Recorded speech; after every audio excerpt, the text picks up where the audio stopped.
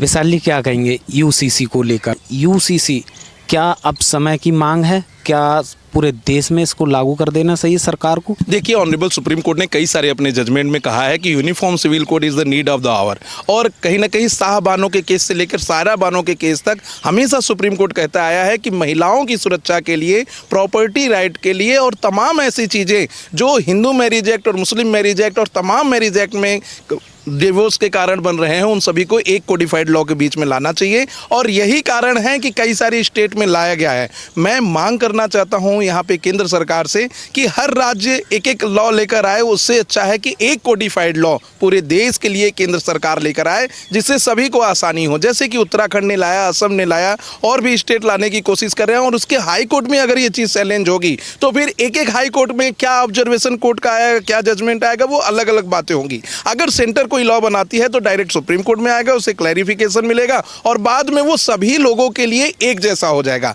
क्यों uniform civil code जरूरी है? सभी दर्शकों को मैं बताना चाहता हूं कि आज मुस्लिम धर्म में जो बच्चियां हैं, महिलाएं हैं, उनकी 4 शादी अलाउ है। और 4 शादी मैं मानता हूं कि किसी भी धर्म में नहीं होना चाहिए। हर पुरुष को मोनोगमी को फॉलो करना चाहिए। दूसरी बात, हिंदू जो सक्सेशन एक्ट है उसको आप देखेंगे तो 2005 के बाद से सभी बच्चियों को, महिलाओं को, शादीशुदा बच्चियों को भी अपने पिता की प्रॉपर्टी में हक दे दिया गया है। लेकिन मुस्लिम लॉ में अभी तक कोई हक नहीं दिया गया है। कई सारी ऐसी बच्चियां हैं जो चाहती हैं कि वो बुर्के से बाहर निकलकर देश में पूरा पार्टिसिपेशन कर सके, वो भी नहीं कर पा रही हैं। तो सभी के लिए शादी से लेकर, प्रॉपर्टी से लेकर, निकाह से लेकर एक कानून हो, वो है यूनिफॉर्म सिविल कोड। और इसकी पूरी वैलिडिटी देता है article 44 of the constitution of India.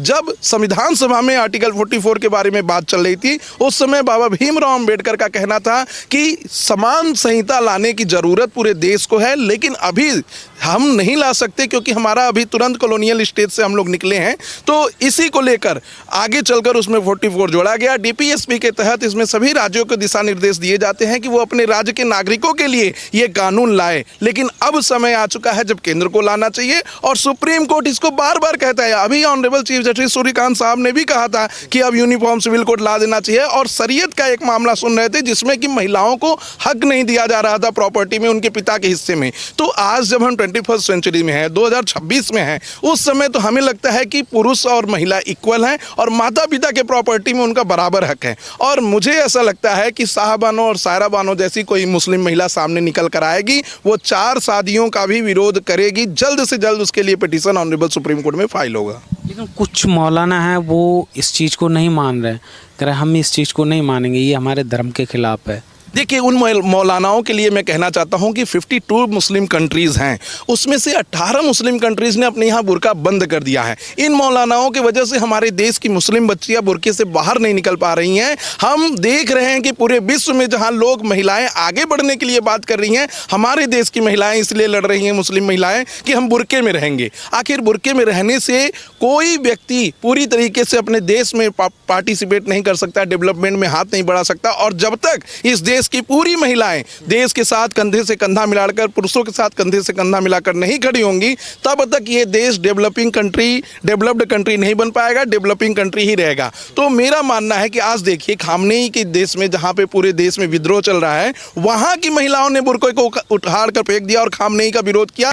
तमाम ऐसे मुस्लिम कंट्रीज हैं जो प्रॉफिट साहब को फॉलो करते हैं, उन्होंने अपने यहाँ से ये सब चीजें खत्म कर दी और साफ साफ उन्होंने कहा कि हम अपने देश की महिलाओं को पूरा हक देना चाहते हैं। आज वो प्रोफेसर भी बन रही हैं, फुटबॉल में भी जा रही हैं, तमाम स्पोर्ट्स में भी पार्टिसिपेट कर रही हैं, और वो देश तेजी से विकसित कर रहा है। आप दुबई में देखिए, पूरी तरीके से लोग आगे बढ़ रहे हैं। तो कहीं ना कहीं as a matter of religion, article 25 से लेकर आर्टिकल 28 तक, जहां इसेंशियल रिलीजियस प्रैक्टिस की बात होती है, वहां यह जरूरी है कि अपने हिसाब से लोग जो चाहे करें, लेकिन किसी के ऊपर ऑब्लिगेशन नहीं करा देना चाहिए। अभी देखिए, एक एक्ट्रेस है, मुस्लिम एक्ट्रेस, वो महाकालेश्वर मंदिर में जाती हैं उज्जैन के, वहां पर उनके लिए फतवा जारी हो जाता है कि आप मुस्लिम धर्म की हैं, कैसे जा सकती हैं। आमिर खान के ऊपर अभी फतवा जारी हो गया कि आपने शादी कैसे कर ली। तो कहीं ना कहीं मुझे लगता है कि इन सब चीज़ों से अब बाहर निकलना चाहिए। देश को ऐसे कानून की ज़रूरत है जो पूरे जनजातीय को, पूरे धर्म को, पूरे जातियों को एक धागे में पिरो कर चले। और एक अगर हिंदू धर्म की बच्ची के पास ये अधिकार हो कि उसका एक ही पति होगा, मोनोगामी होगी, तो मुस्लिम धर्म की बच्चियों का भी अधिकार होना चाहिए। मुझे लगता है कि कई सारे पिटीशन और कई सारी चीज़ें तो हम लोग खुद देखते हैं, जहाँ मुस्लिम धर्म की बच्चियाँ आती आती हैं और कहती हैं कि हमारे माता पिता कहते हैं कि हम मुस्लिम धर्म में शादी ना करें, हिंदू धर्म में कोई लड़का देख के शादी कर ले, क्योंकि वहाँ पर आज हम बीबी हैं, कल हो सकता है दूसरी हमारी कोई सौतन आ जाए, तीसरी सौतन आ जाए, और कब तक ये चलता रहेगा कोई पता नहीं। तीसरी बात, मैं बहुत बड़ा हर्डल मैं बताऊंगा, इस देश के तमाम धर्मगुरुओं को, चाहे वो हिंदू धर्म से हो चाहे मुस्लिम धर्म से हो, उनको यह समझना चाहिए कि जो समाज के लिए अच्छा हो वो करना चाहिए। जब साहबानों और सायरा बानों का केस डिसाइड हो जाए, जिसमें ट्रिपल तलाक को खत्म कर दिया गया, जिसमें मेंटेनेंस की बात ला दी गई कि अब मुस्लिम महिलाओं को भी कोई डाइवोर्स देगा तो मेंटेनेंस देना पड़ेगा, उस जजमेंट का विरोध करने के लिए पूरे देश में लोग निकल गए। और ज्यादातर देखा गया मीडिया बंधुओं के द्वारा कि महिलाएं ही विरोध कर रही हैं कि नहीं हम बुर्का पहनेंगे, नहीं हम ट्रिपल तलाक को अलाउ करते हैं, ये हमारे धर्म की बात है, इसमें कोर्ट कुछ नहीं कर सकता। उसी को ऑनरेबल जस्टिस, उस समय चीफ जस्टिस है जस्टिस चंद्रचूड़ ने कहा था कि ये एसेंशियल रिलीजियस प्रैक्टिस का भाग नहीं है, हम इसको कहीं से नहीं मानते हैं कि इसको आगे चलकर धर्म प्रोत्साहित करेगा कि किसी मुस्लिम महिला को तलाक तलाक तलाक कह के उसको तलाक दे दिया जा रहा है। कोडिफाइड लॉ में रह रहे हैं, कॉन्स्टिट्यूशनल देश में रहे हैं, डेमोक्रेटिक देश में रह रहे हैं, उसके बाद ऐसे मानसिकता वाले सोच के साथ अगर आगे बढ़ेंगे तो देश कभी भी आगे नहीं बढ़ेगा, देश हमेशा पीछे जाएगा।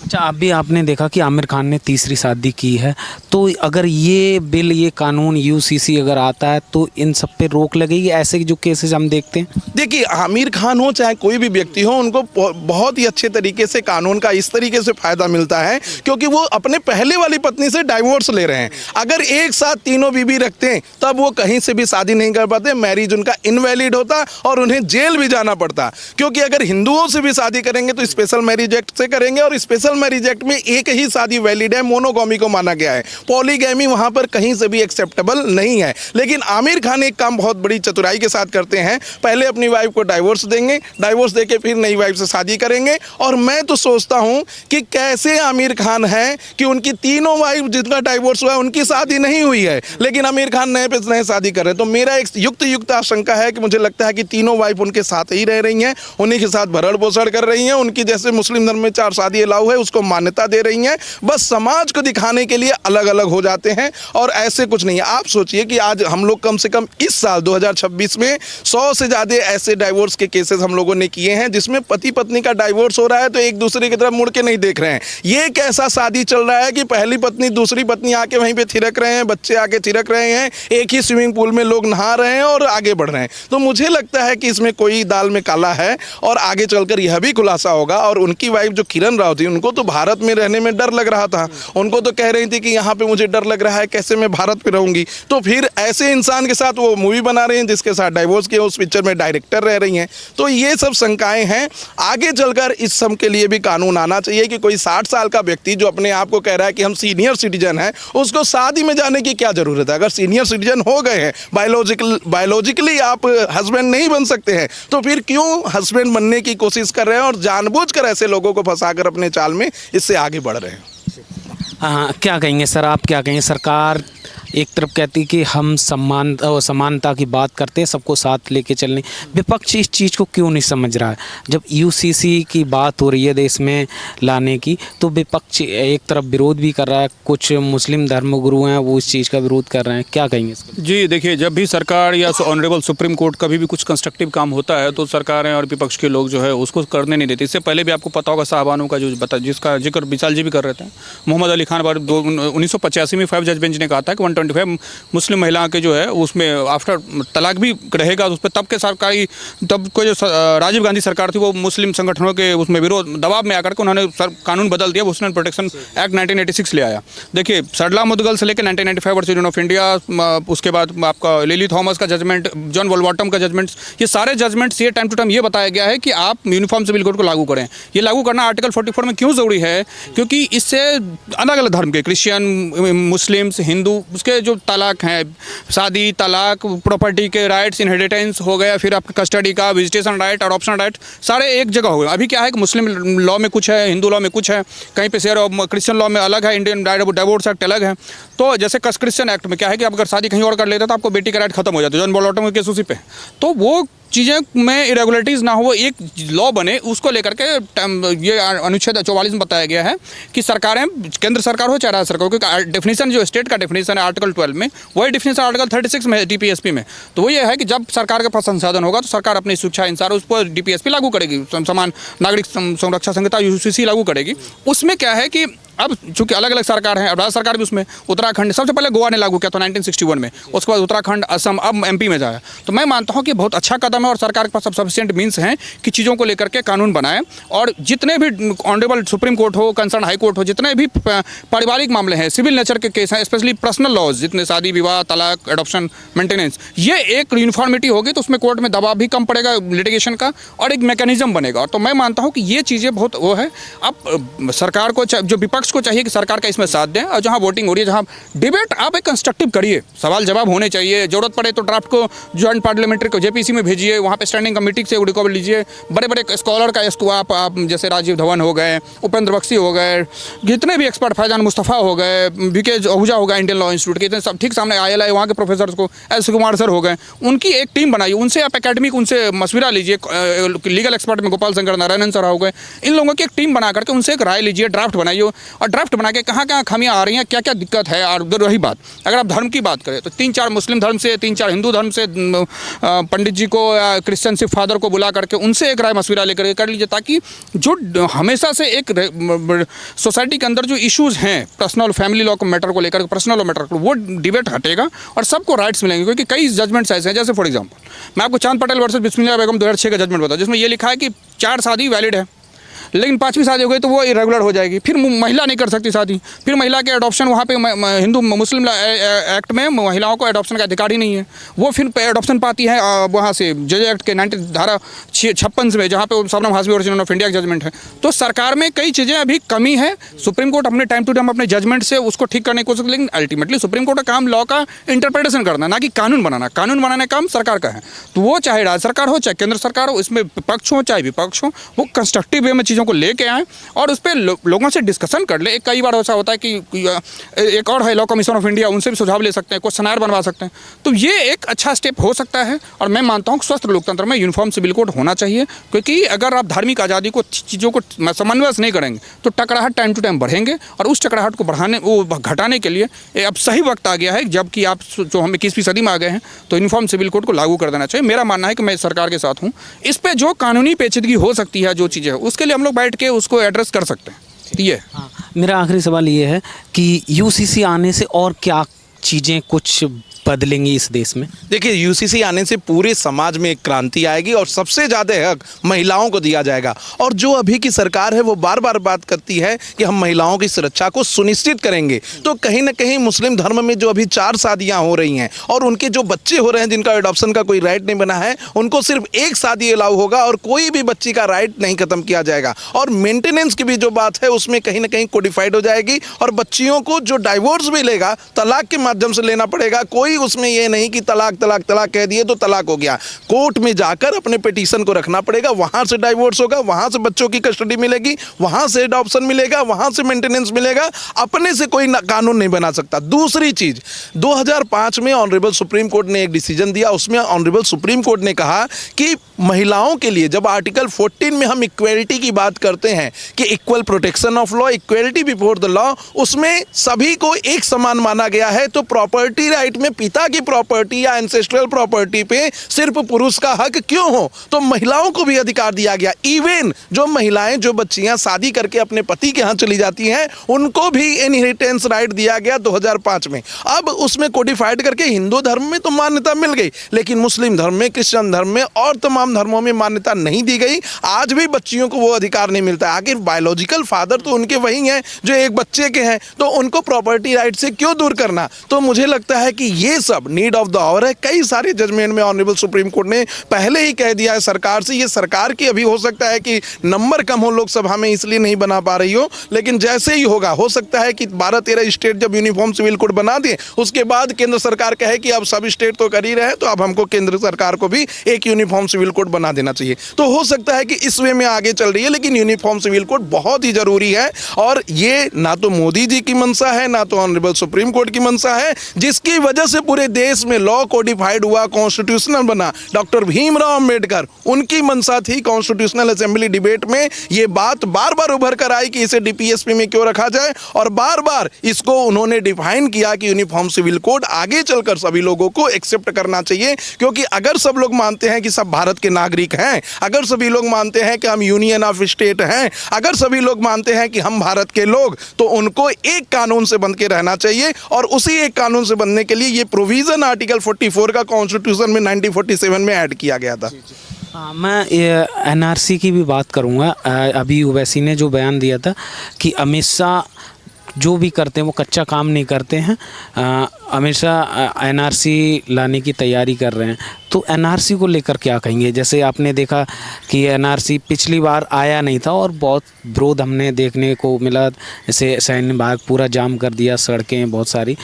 तो एनआरसी को लेकर क्या कहेंगे? एनआरसी भी देश में ज़रूरत है आने की? बिल्कुल ज़रूरत है। और इवन कि अगर आप चाइना जैसे विशाल देश में देखेंगे, उनके पास भी डेटाबेस है, कौन आदमी कहाँ आया, कहाँ गया, किसकी सोशल, वहाँ पे सोशल एवोल्यूशन इंडेक्स है कि कौन व्यक्ति का नेचर कैसा है, उस हिसाब से क्रेडिट स्कोर बनता है। भारत सरकार के पास भी एनआरसी और सीएए लाने को बहुत ज़्यादा ज़रूरत है। पता तो चले कि हम किसको, हमारे देश में कौन कौन घुसपैठिए हैं, कौन कौन बाहर के हैं। तो हमें रेगुलेट करने के लिए एनआरसी बहुत ज़्यादा जरूरी है।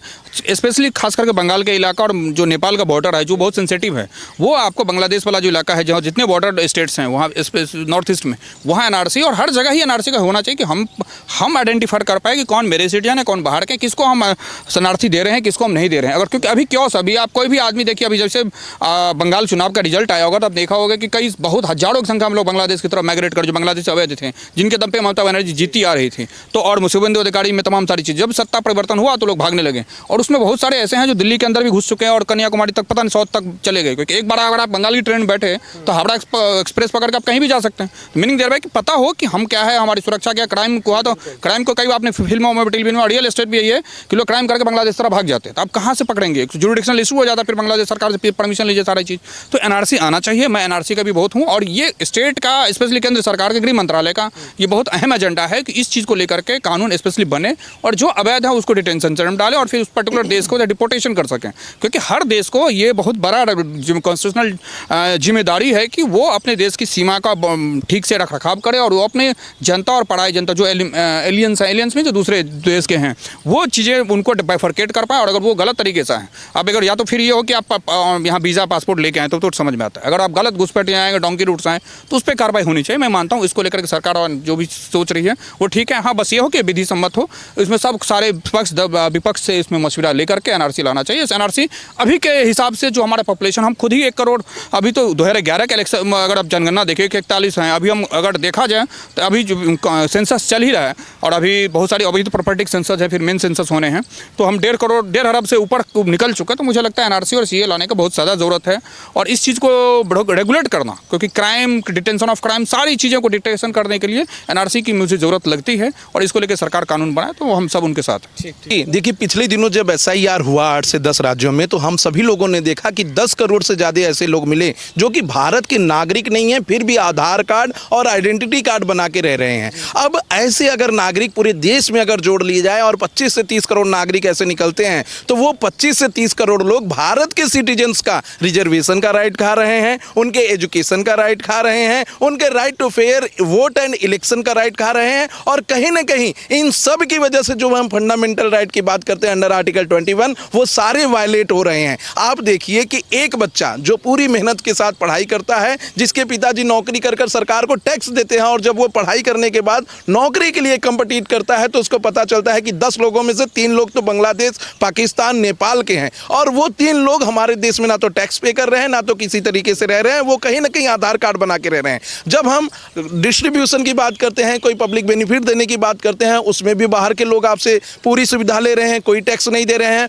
और सबसे बड़ी बात मैं बता दूं तो ये लोग क्राइम जब करते हैं और अपने देश चले जाते हैं, तो वहां से डिपोर्टेशन भी बहुत मुश्किल हो जाता है, क्योंकि वहां के देश के लोग कहते हैं कि हमारे यहाँ के नागरिक हम आपके यहाँ डिपोर्ट नहीं करेंगे, अपने यहाँ कानून और ट्रायल चलाएंगे, और वहां पर ट्रायल यही चलता है कि बाद में वो व्यक्ति एक्विट हो जाता है। तो ऐसी स्थिति में सीए एनआरसी पूरे देश के लिए जरूरत है। ऑनरेबल सुप्रीम कोर्ट ने भी माना, जिस समय एसआईआर बंगाल में चल रहा था, तो 1 करोड़ से ज्यादा लोग, रजिस्टर्ड लोग निकाले गए। कितने लोग बिना एसआईआर के ही छोड़ के चले गए वो बात तो छोड़ दीजिए, लेकिन 92 लाख लोगों को ये पाया गया कि वो बांग्लादेश बांग्लादेशी नागरिक हैं, भारत के नागरिक नहीं हैं। तो अगर ऐसे ही चलेगा तो मुझे लगता है कि भारत के सिटीजन्स की राइट को वायलेट किया जा रहा है, और यहाँ के सिटीजन्स जो टैक्स पे कर रहे हैं, जो अच्छे एजुकेशन की मांग कर रहे हैं, अच्छे सोसाइटी की मांग कर रहे हैं, उनके पूरे राइट वायलेट हो रहे हैं। इस तरीके से नहीं होना चाहिए, बहुत ही पहले कर देना चाहिए था। कुछ मामलों में ऑनरेबल सुप्रीम कोर्ट बहुत ही क्लियर है कि अगर देश को सुरक्षित रखने के लिए कोई कानून बनाना है तो गृह मंत्रालय बनाए, पार्लियामेंट बनाए, हम उसमें इंटरफेयर नहीं करेंगे। इसी पर honourable chief justice of India का एक बयान भी है